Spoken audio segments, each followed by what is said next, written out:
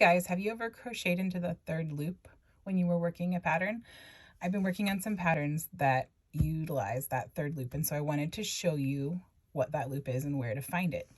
So for this pattern, you can see it looks like the circles were sewn one on top of the other. However, they're not. They're worked into that third loop, so it's actually one solid square all crocheted together. So when you want to find the third loop, what you do is you look at your working, so you're looking at the front of your work, and instead of crocheting into the normal stitch top where there's that front loop and back loop, you're going to keep your work facing you like you would normally work, and you're just going to bend it forward a little and find that loop that is right underneath the top of the stitch. That's the third loop, and that's the loop that you'll work into to make your stitches, just like normal.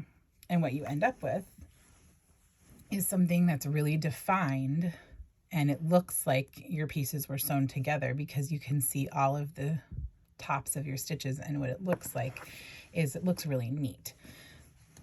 So if you go to my blog, you can find some little patterns to try stitching into this third loop for some really simple granny squares and see what you think.